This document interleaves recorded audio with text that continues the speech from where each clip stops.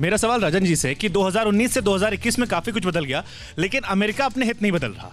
आप अगर देखेंगे तो छोटा सवाल है, अमेरिका फ्रांस से डील ले लेता, ऑस्ट्रेलिया वाली, आप अफगानिस्तान से आप निकल जाते हैं। ऐसे में क्या भारत बहुत ज्यादा प्रो अमेरिका नहीं हो जा रहा है? भारत ज्यादा अमेरिका की तरफदारी कर रहा है क्या? लेकिन उससे पहले कोहली साहब, मैं आपके पास आना चाहता हूं। If it all boils down to money, तो एक्चुअली ये पैसा बह कहाँ रहा है सर? जिन बड़ी इकोनॉमीज की तरफ दुनिया देखती है, क्या अमेरिका, चाइना वाकई बड़ी इकोनॉमी है या वो परसेप्शन है?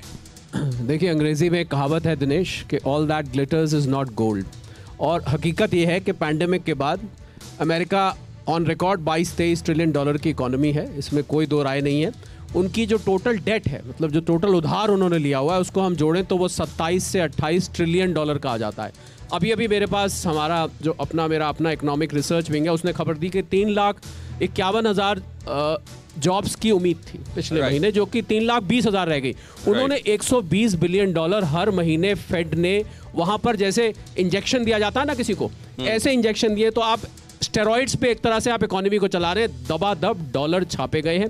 और बात चाइना की अगर करें तो चाइना में जो फाइनेंशियल क्राइसिस है, क्योंकि वहां पर मीडिया पे एक पर्दा रहता है, आपको सही खबरें बाहर नहीं आती हैं। ऑन रिकॉर्ड 14, और वहां की तो एक बहुत बड़ी real estate company on the verge पे आ रहा था मैं, एवरग्रांड की हम बात कर रहे हैं, जहां की 305 बिलियन डॉलर की डेट का डिफॉल्ट इस समय उनके सिर पे मंडरा रहा है। तो ये जो इकोनॉमीज अपने आप को बड़ा कहती हैं दिनेश, अहम बात यह है वो अंदर से खोखली हो चुकी हैं।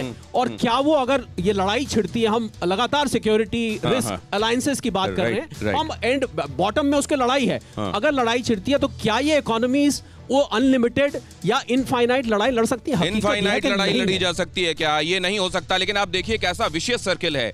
हथियार इसलिए बेचे जाते हैं कि आखिरकार उससे पैसे आए। पैसों वाले देशों को वो हड़काते हैं फिर जिनके पास हथियार होते हैं, और एक तरीके से फिरौती लेते हैं कि हमला होगा। आप देखिए, ये पहले भी कहा गया था, और किसने कहा था? फैज हमीद ने कहा था, मान्यता दो वरना हमला होगा तालिबान को। और अब खुद FBI के डायरेक्टर ये मान रहे हैं कि हाँ, ऐसा हो सकता है। ये देखिए अहम खबर, ये ब्रेकिंग न्यूज आपके सामने। FBI के डायरेक्टर क्रिस्टोफर रे, उन्होंने कहा है कि हमला हो सकता है, ऐसे इनपुट्स हैं।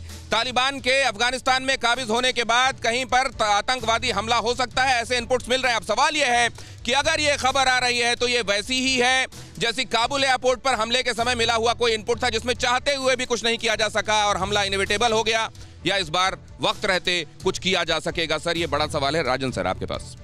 देखिए, बोला जाता है कि इफ अफगानिस्तान में गलती हुई तो that was a misfortune, but if that misfortune happens time and again, so that's a kind of pattern. तो आप वहाँ पे क्या हो रहा है कि एक बार विड्रॉल आपने किया, ठीक है, वो मिसफॉर्चून था, लेकिन आप फ्रांस के साथ आपने जो किया वो कंप्लीट शो करता है कि अमेरिकन फॉरेन पॉलिसी में एक सीक्रेसी है, ट्रांसपेरेंसी नहीं है, और वो अपने इंटरेस्ट को सबसे आगे रखता है। अब फ्रांस के साथ वो, मुझे कहाँ पे दिक्कत है अमेरिकन फॉरेन पॉलिसी? आपने डील किया वो अच्छी बात है, ऑकस किया अच्छी बात है, लेकिन आपने फ्रांस, इंडिया, जापान को इन्फॉर्म पहले क्यों नहीं किया? और आज के समय पे हमारे जो सेक्रेटरी हैं, फॉरेन सेक्रेटरी, उनको ये बोल के डिफेंड करना पड़ रहा है कि सिक्योरिटी अलायंस नहीं है, ये एक लार्जर अलायंस है, but basically that's a way to defend the policy.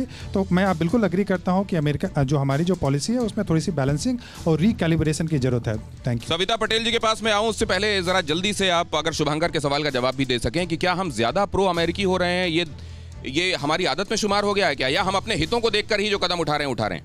देखिए, हम प्रो अमेरिकन हो चुके थे जब सिविल न्यूक्लियर डील हुआ था, उसी समय से वो एक लैंडमार्क डील था और उसके कारण थे। उसके बाद लेकिन थोड़ी सी हमने रीबैलेंसिंग की कोशिश की थी। हमने ब्रिक्स किया, हमने चाइना के साथ स्ट्रेटेजिक पार्टनरशिप साइन किया, मैं आपको ये भी बता दूं 2005-06 का देखें। उसके बाद हमने शंघाई कोऑपरेशन ऑर्गेनाइजेशन भी किया है। तो एक हमारी मोदी जी की पॉलिसी में एक चीज़ जो मैं क्रेडिट जिसमें देना चाहूँगा कि उन्होंने रशिया के साथ हमारे संबंध खराब होने नहीं दिए हैं।